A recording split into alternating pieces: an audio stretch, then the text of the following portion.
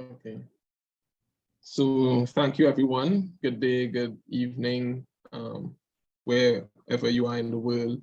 Thank you for joining in for URISA's Digital Competition 2022, Student and Young Professionals. We today have some really interesting presenters from all over the world.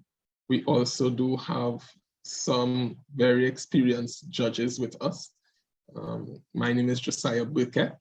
I am the current Vanguard Cabinet GIS Pro Subcommittee Chair, and today I'll be your moderator.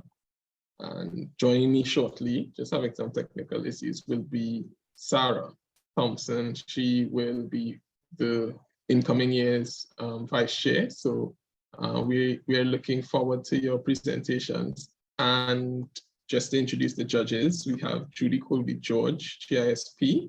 She's the owner of ViewShed, previously known as Spatial Alternatives, 30 years experience in the industry. We also have Matt Gerike, GISP. He's a geospatial program manager at Next Generation 911 GIS at the Virginia Geographic Information Network with Virginia Department of Emergency Management. And he has over 20 years experience in the industry. And we also have with us Brent Jones. He is the Global Manager of Land Records and Cadastre at Esri. He's also a URISA president, and he has 20+ years in the industry as well. So to get started, I'll allow the presenters. I don't know if you have any light introductions. I'll give your name, where you're affiliated with. Our first presenter is Naomi Yates, and she is with Shasta College. She attends Shasta College, and her presentation will be on the California water crisis. So over to you, Naomi. Thank you very much. So it's a great honor to be here. I'll just begin.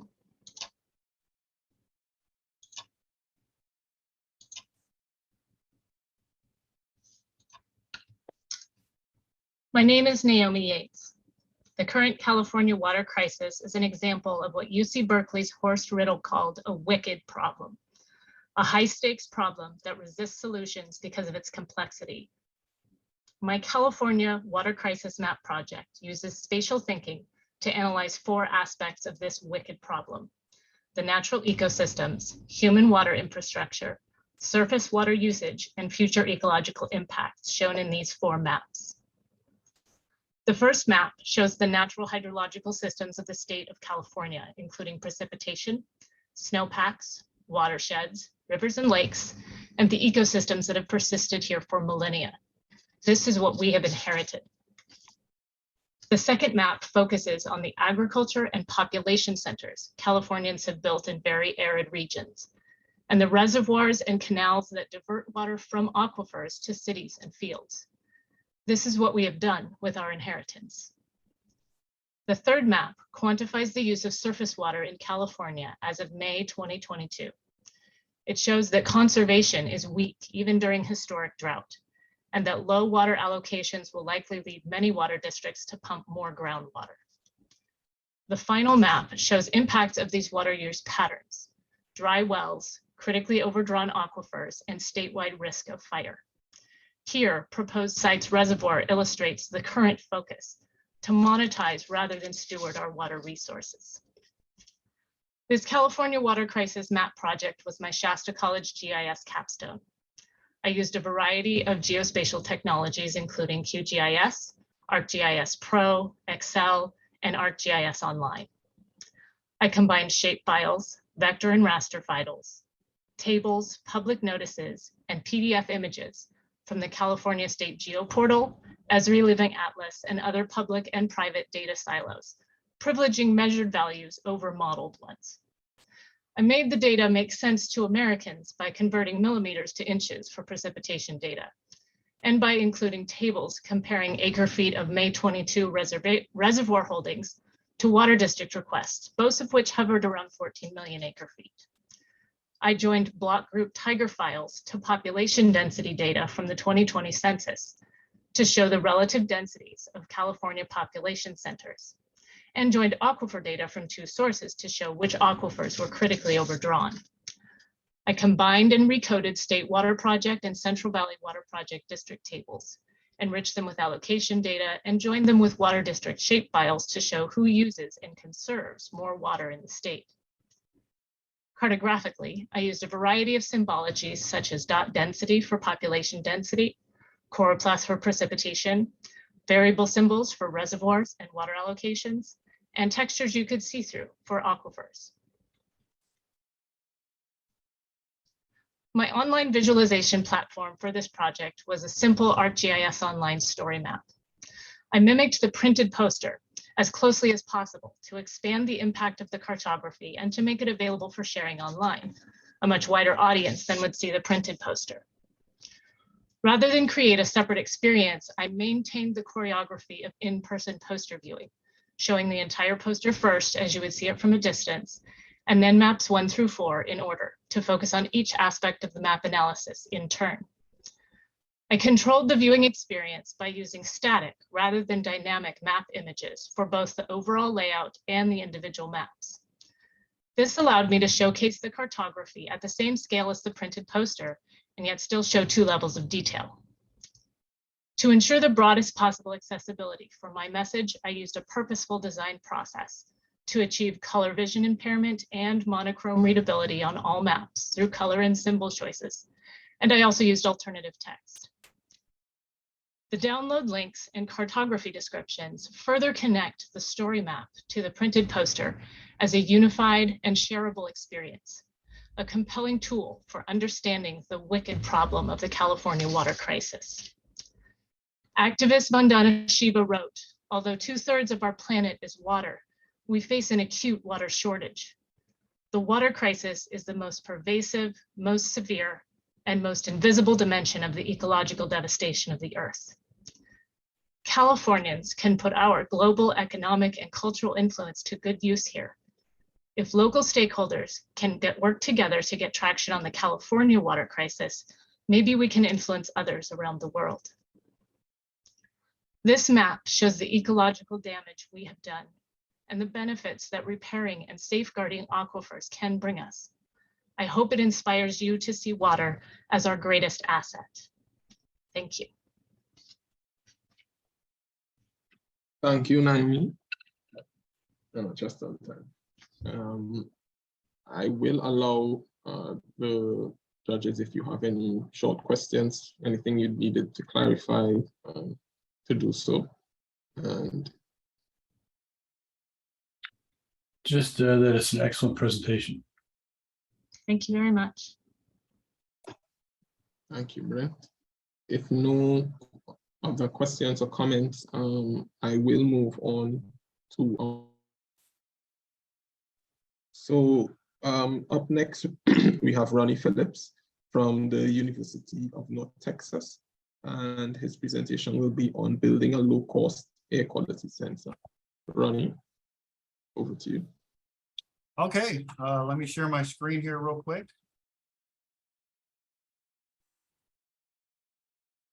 Can you guys see my screen? Yes, well, it's not in presenter mode, but there we go. Yes. Okay. Well, hi, everyone. I'd like to thank you all for being here. My name is Ronney Phillips. I'm a master's degree student at the University of North Texas. And I recently received my bachelor's degree in geography, under which I conducted the research and created an online platform I'm going to discuss this afternoon. Today, I'm going to discuss how we built a low-cost air quality sensor network in Denton County, where my university is located.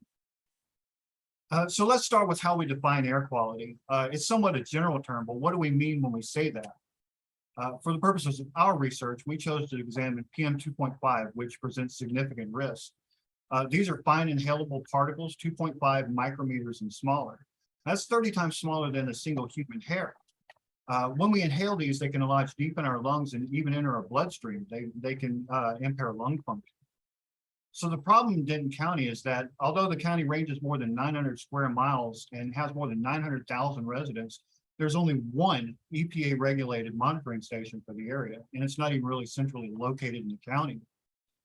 PM 2.5 can vary significantly from place to place and even from street to street, depending on the activities inside. Denton County's air quality is fairly poor, and they're out of compliance with EPA standards. Their local air quality even prohibits business development. So most importantly, with only one station, how do we really know what's in our air? So we started to figure out how we wanted to research the issue and where we should place air quality monitors.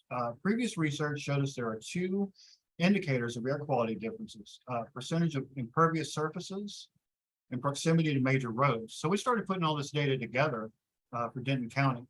And we created sampling grids, 300 by 300 meters grids of sampling units. And then we started to look at the distance to major roads from the centers of those grids and percentages of impervious surface within each grid, and started to classify them. We had to figure out how to classify it too. So we used a stratified sampling design to determine different land types based on their percentages of impervious surface and proximity to major roads within each grid. And that allowed us to target specific land types and ideally select an equal number of sites within Denton County. Now, our team had already placed 41 air quality sensors in Denton County before we hatched this idea. But this classification allowed us not only to see what areas were covered, but where we should place additional sensors. From the charts here, you can see it's easy to see the majority of our placements were in rural, suburban, and urban low areas. Only 7 sensors were placed in the other 3 areas. And that indicated we needed more monitoring in those areas. And it's fairly easy to see what we needed to do from there, target the uncovered areas.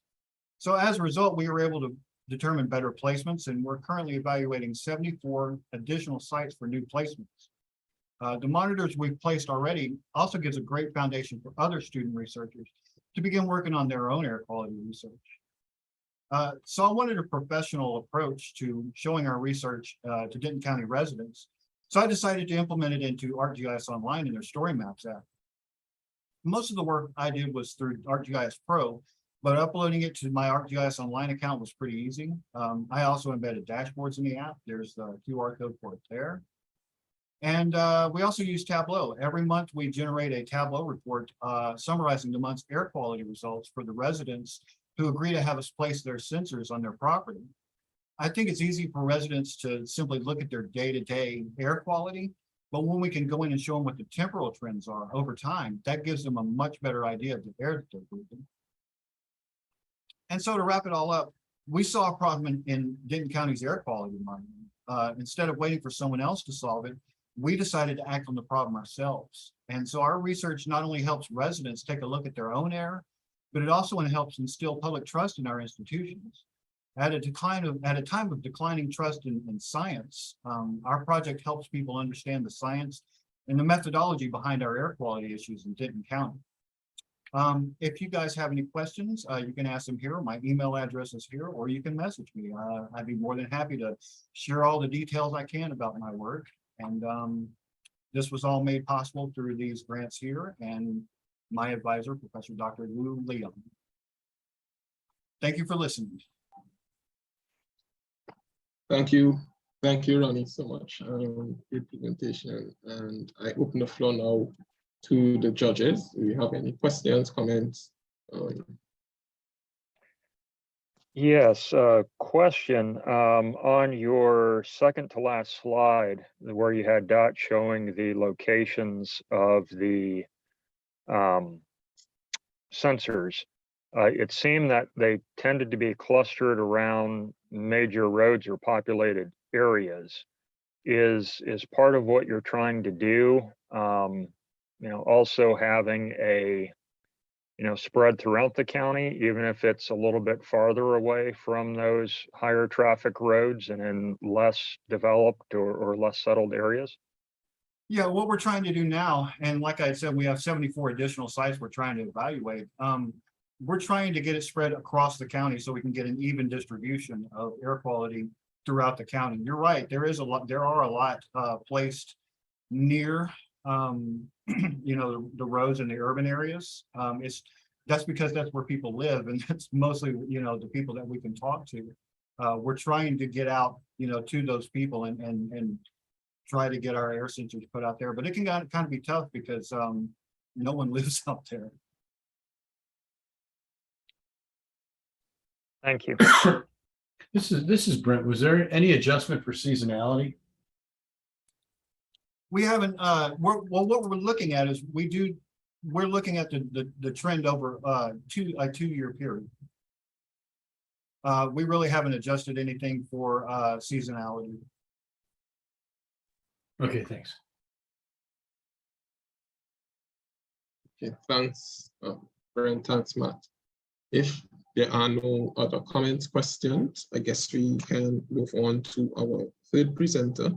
I'd like to introduce Yashi Doshi from CEPT University in India, and they'll be presenting on a study of installing EV charging station in Gandhinagar.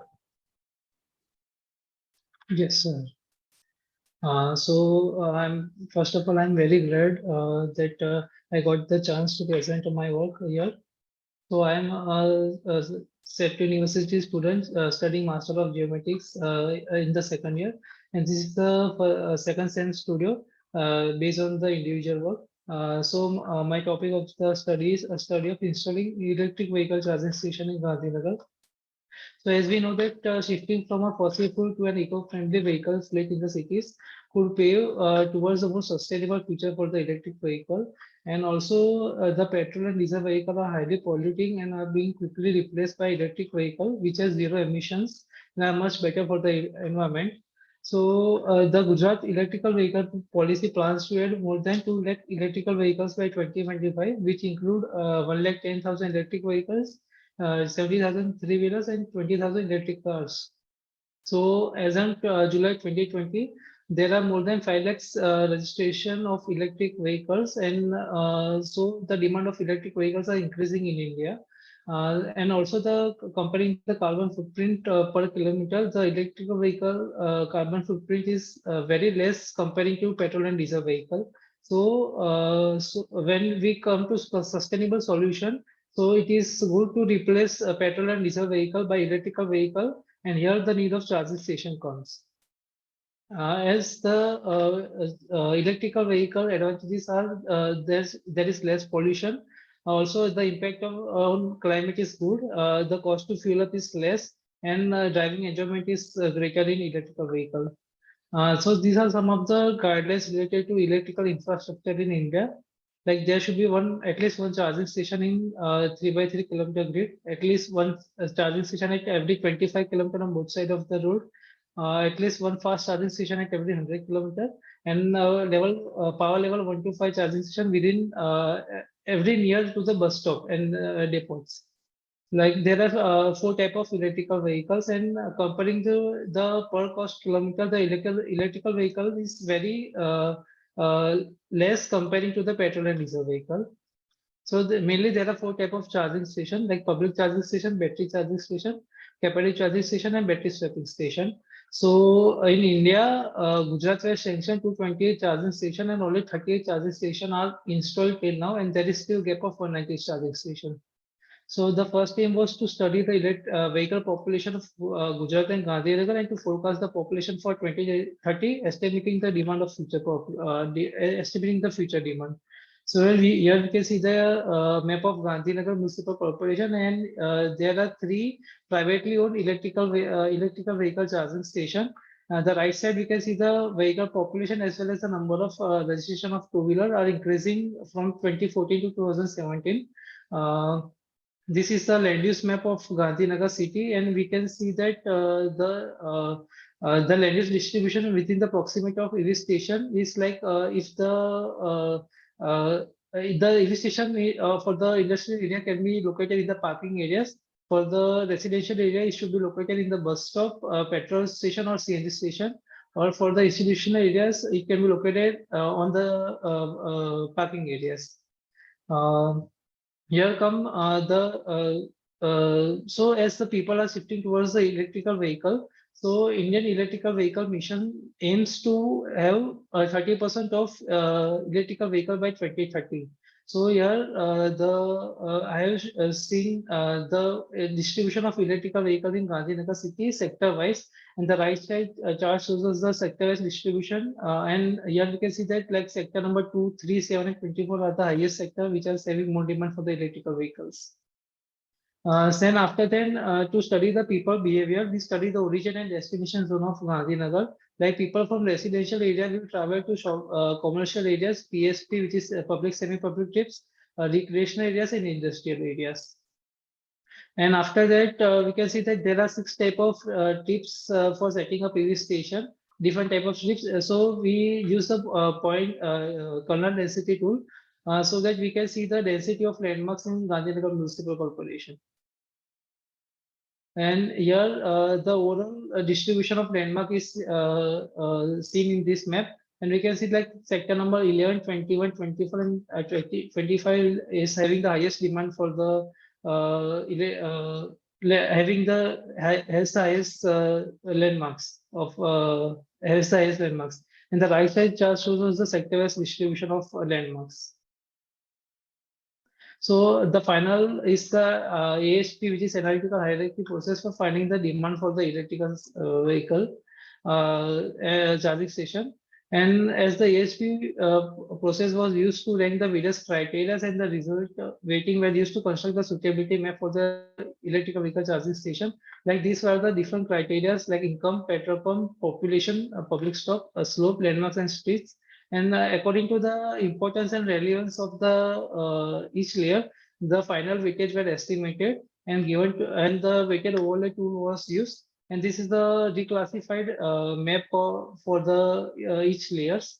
And this is the final map showing the suitability map after giving the weightage to the each layers. And we can see the demand of the EV station. Like the area under the green are having the highest demand, whereas the area under the red are having the lowest demand. And here we can see that the different type of categories of station, like which other sectors is having highest demand for the different categories of charging station. And these are the place which is recommendation for the different categories of charging station. It can be set up as per the latest guideline, and it was analyzed as per the demand of this sector. Like there for the 2-wheelers, 3-wheelers, and for the bus charging station also it was analyzed. So these are some of my conclusions and suggestions. Thank you for me. Thank you, Yash, for the presentation. I will now open the floor if anyone has any comments or questions for Yash. Yeah, I have a quick question. How long did this take you? Like, sir, it was my second sem project, so I took order, I think 4 months for this project. All right, very good. Thank you. Welcome, sir. Thanks, Brent. Any other questions, comments? If not, I guess thank you again, Yash. We will move on to our next presenter. We have Ishita Singh from CEPT University, India, and they'll be presenting on smart urban water supply system. Yes, sir. I'm presenting my screen.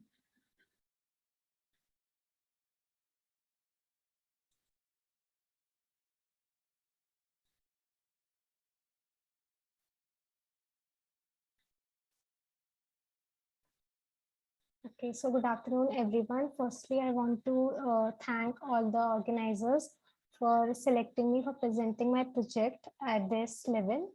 So my project is Smart Urban Water Supply System in Gandhinagar, Gujarat, that is a district in Gujarat, the state of India. So as we know, water is so important for urban areas and for governments. It is equally difficult to manage, monitor the water supply system at the level in which they can cater to the users' issues, complaints for water supply network. So the approach of the project is for observing the water distribution pattern in the entire GMC area, and then visualizing the water demand pattern for different land uses, And for governing the water supply network, a geometric network has been constructed in ArcGIS. And for this, it has been visualized through this ArcGIS online platform for the data visualization. So with the literature studies of Dubai, Amsterdam, Surat, and Nagpur, it can be noted that government interact with citizens through the real-time monitoring and how the data can be precisely monitored for the government using all these dashboards, which is quite important in today's world. So starting with the issues in water supply network in Gandhinagar, we can observe from this Gujarat state map that Gandhinagar depends on surface water resource, that is 60 to 90%. And the major issue in water supply system of Gandhinagar is the water loss, which is almost 24.2% of water that is supplied in Gandhinagar. And the residential areas are not metered, so the water loss is even more.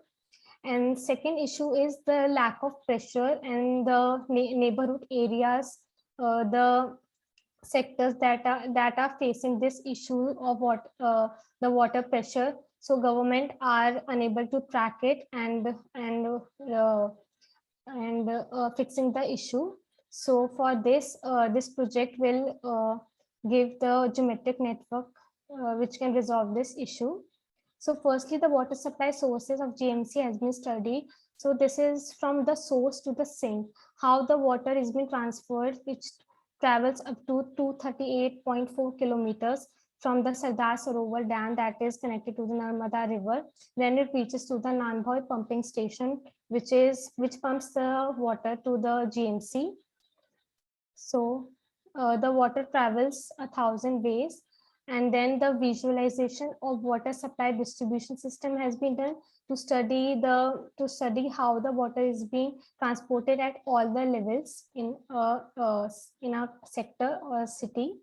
So firstly, the primary water supply line, which is almost 800 to 1200 millimeter in width. So from the pumping station, the water is pumped to the two water treatment plants, and the service area has been shown. These sectors are catered by these water treatment plant. Then it comes the secondary water supply line, which takes water from the ESRs and the underground sumps that are located in these sectors, as we can observe from the map. Then the water supply line, the water is transferred from secondary supply line to tertiary water supply line, which finally delivers water to the end users of the city. So this is a map showing the sector-wise population through the graduated colors. And we can observe that sector number 24, 3, and 2 have the highest population density. And we can observe that the water infrastructure is being located in the sectors which have low population, as they need space to transfer in. So this is a map showing the water infrastructure in Gandhinagar. Then the for sector-wise land use distribution and estimating the water demand pattern, the land uses has been distributed as residential areas and the other areas that are the non-residential uses. So these are the National Building Code's guideline on how much water has been is being demanded as per kilometer square. So for this, the built use factor method has been used, and unit water demand method has been used for calculating the water demand sector wise. So for non-residential uses, commercial, industrial, institutional, and recreational, built use factor method has been used, in which the built use area is being calculated, and then it is being using the guideline. It has been calculated, and for medical area, the floating population method has been used, and for residential, the population forecasted has been used. So this is the map that shows the built use, the building per unit area in each sector for different uses, and the graph shows the count plots of each type of land use. So firstly, the residential water demand pattern, which covers up to the 90% of the water demand in Gandhinagar. From the graduated symbols, we can observe the water demand liters per day, and we can observe that the sectors having the high population density have higher water demand liters per day as per the other sectors. Then for the commercial water demand pattern, the built use method has been used, in which the area of the built use has been considered for calculating for the existing built use and the proposed according to the development plan, the upcoming commercial zones and sectors. So this transition has been used to observe that which sectors will need more water demand for the commercial areas for the proposed years, the proposed land uses, and for the existing as per the built use factor method. These are the sectors having high demand and low demand. Then similarly for industrial water demand pattern, these are the industrial areas, the GIDC area located around the city. And we can observe that the higher water demand is here towards the western side, northwestern side. And this, according to the proposed land uses, sector number 16 will be having the higher water demand for industrial use. Then similarly for institutional, the water demand pattern has been calculated using the built use method. This is the map. The RGS online makes it more easier for the visualizer and for even for the government to see the transition. And then for the medical water demand pattern, the floating population as per the population residing in each sector has been considered. And these graduated symbol defines the how much water is needed for number of beds for each sector. Then for recreational water demand is also being calculated, how much water is needed for watering the parks, gardens. Then the total water demand has been computed, and it can be observed that these sectors have high water demand in total. And for this, the water loss has been calculated as 20% of the water demand estimated. And currently the water demand is like 43 MLD, which is a deficit. This is the total summation of the water demand needed for each sector. So the water needs to be managed as existingly just 50 MLD is being transported, and there is a need of water conservation. So this smart water network management water system has been used for leak detection and outage management for government. So for this, a detailed study has been done in this sector number 3. A geometric network has been constructed through water valves and water line spatial data format. For this, firstly, the junctions has been given, the valves direction has been studied. Then the junctions has been given the directions of the flow for modeling the water supply. Then this delineation will help in fitting the junctions and seeing that which areas are getting affected more. So these are some performing the upstream and the downstream trace method for the application of this method for government use. So they can detect that which pipe burst is being handled and what walls should be closed so that these areas are not being affected. They can easily detect the upstream flow also, from where the water is being coming from the secondary supply line and what tertiary lines of water is being closed. And the shortest path also can be calculated between different walls, and they can particularly arise to a problem, the area which needs to be get sorted. So these are the conclusions, the quantitative conclusions. And thank you. Okay, great. Thanks, Ishita. Great presentation. I now open the floor to any comments, questions, if any. Could you please roll back to your conclusions page?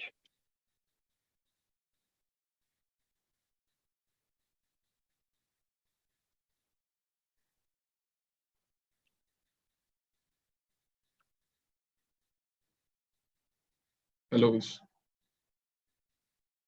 Okay. Ishita, did you catch that? Are you able to go back to the conclusion page?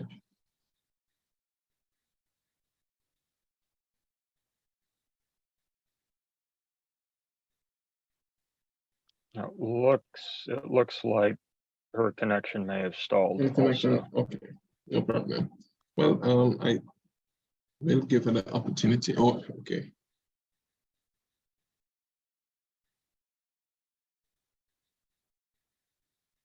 Hello. No problem. The conclusion page, I think Matt was asking.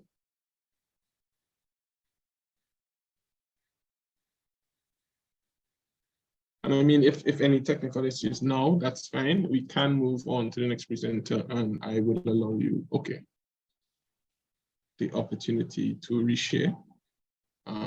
Because we are running on time. Up next, we have Vinaya Thakur from CEPT University as well, and they will be presenting on the solar power brightening up your world. Vinaya? Yeah. Hello, am I audible? Yes, you are. Unfortunately, I'm also facing some internet issues. So I am sharing my story maps link here. So if network goes or something happens, please ref my story map from this link. Okay. No problem. Yeah. I'm sharing my screen.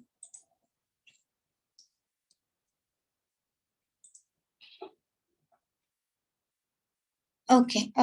Is my screen visible? Yes, it is.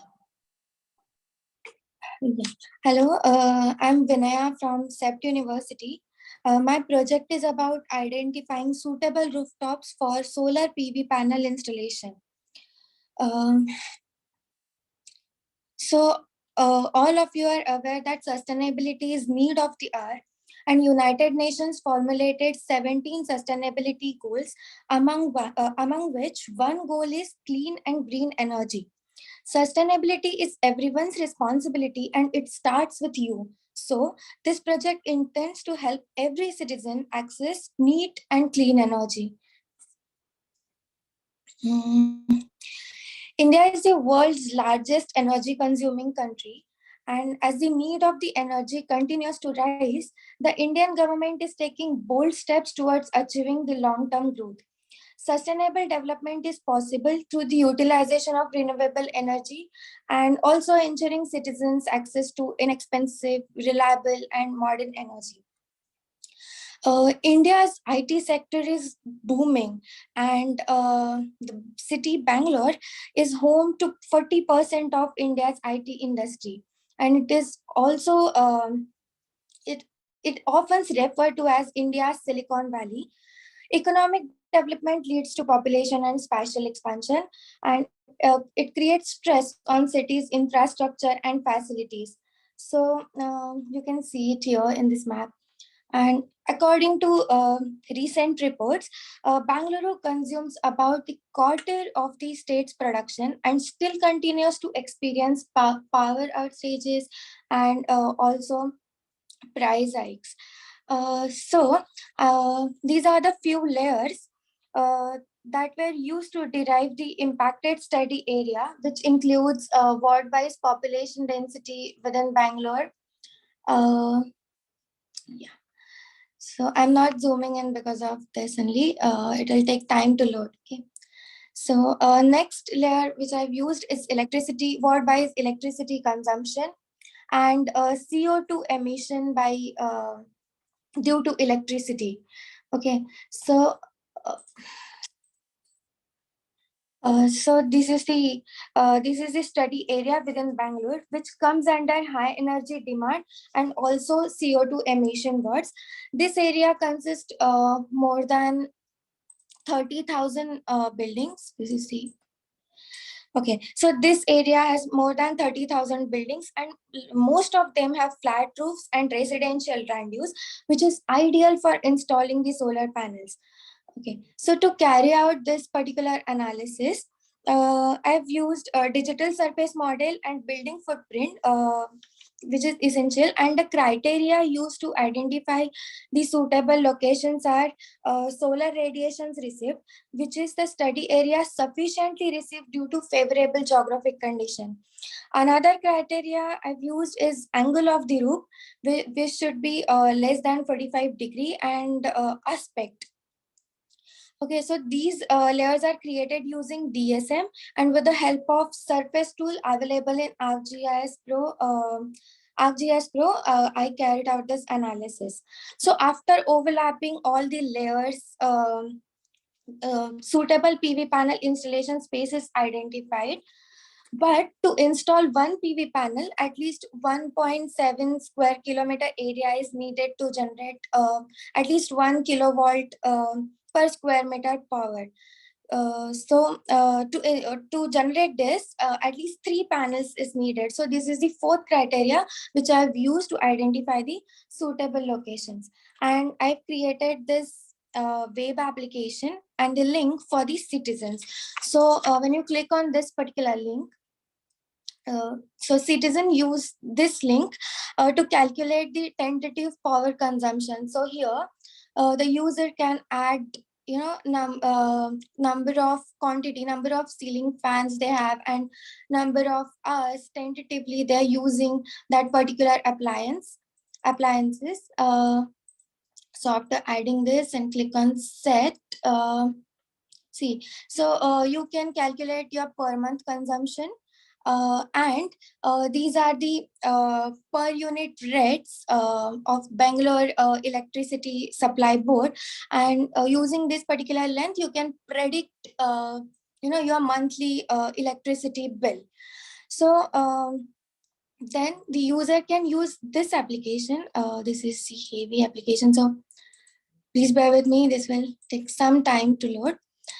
Okay, so this is the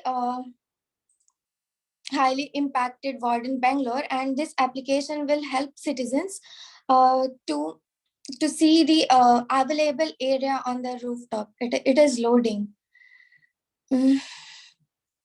I'm so sorry for this.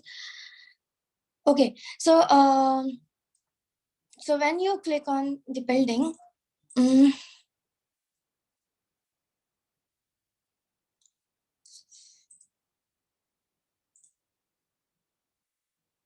I'm so sorry. Okay, so when you click on this building, this pop-up will come, and you can see your building type and how much, your shape of the roof and suitable area available, your total roof area. And you can compare the capacity of your rooftop to how much kilowatt per hour your rooftop can generate. You can see here, and you can compare this with this results. Okay, so to conclude, okay, and this color coding gives you the information that red color indicates the maximum solar radiation received, and the yellow color indicates the minimum solar radiation it's received. Actually, that legend is also loading, I guess. That's why it is not popping up. But okay, so using this particular web application and this load calculator, user can take a smart decision. Okay, so to conclude, this is intended to create spatially integrated decision-making support system to motivate citizens, authorities, and planners of Bangalore to shift the sustainable source of energy, which eventually help to reduce climate change. And the methodology followed for this particular project can become a model which can be easily replicated in any Indian city. Thank you. Thank you, Vinaya. Great presentation. Again, I open the floor for any questions, comments.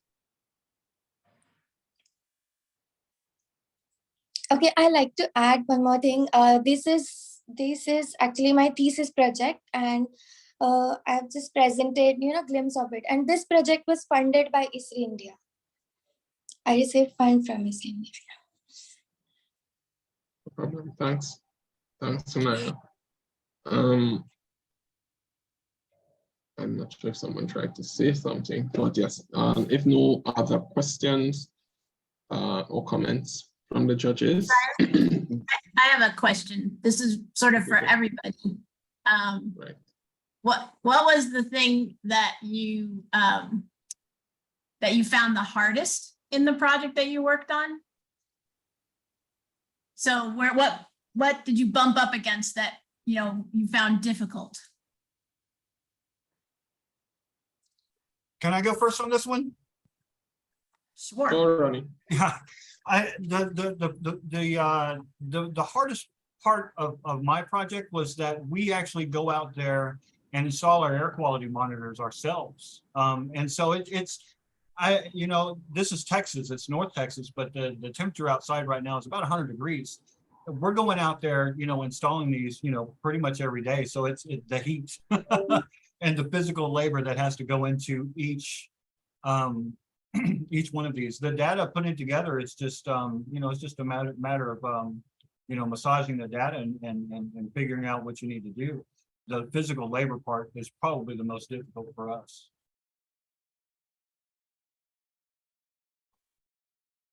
Anyone else? I just want to comment that these are excellent presentations and all of your futures are quite bright. I guarantee you that. It's amazing work that you guys are doing, and these are what I would expect from well-paid professional GIS analysts. I second that. Anyone else? There's any other difficulties with your projects you'd like? For me, Naomi Yates, by far the most difficult aspect of my project was consolidating the data between two different water systems. One is a state system and one is a federal system. So two different water projects that utilize much of the same infrastructure. And so I had to get their data to talk to each other, which meant manually recoding lots and lots of names of water districts. So this was the part that made it a passion project for sure. Thanks, Naomi. Anyone else? Like same, if I talk about my project, the thing which I faced was like I would like to add the typology of streets, like volume of vehicle volume, but it was very uncertain to get that type of data for my area. This thing which I face in my project. Thank you, Yash. Is there anyone else? Any other challenges or major challenges you would have faced? For me, Vinaya? again, data, because in India, DSM data is not freely and easily available. So I purchased a stereo pair images from government authority and then converted into point cloud data and then generate DSM. So the data generation is 50 to 70% part of my thesis, and analysis is just like 30%. Thanks, Data Vinaya. gets you every time.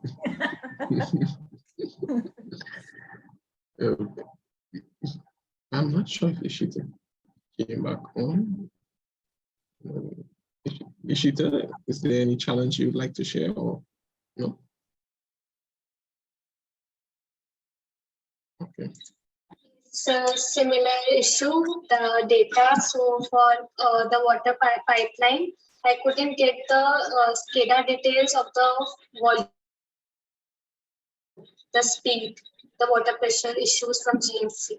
That's it. Okay, thanks, Ishita. Is there any other questions on the judges' comments before we conclude? No? Okay. So again, guys, great presentations. We really thank you for participating in the URISA GIS Pro Digital Competition 2022. You guys did great, really interesting presentations, and you can definitely look forward to seeing your work shared on our socials. I believe there will be a press release which should include the winner, so you should look out for that in a few days. I want to thank the judges. Thank you for your time, for your feedback, questions, comments. As experienced professionals in the field, I'm sure these presenters, it was a pleasure for them to be able to share their work and receive, whatever feedback they could. Okay, and there are some comments as well in the chat. 1 second. Yeah, great presentations all the way around.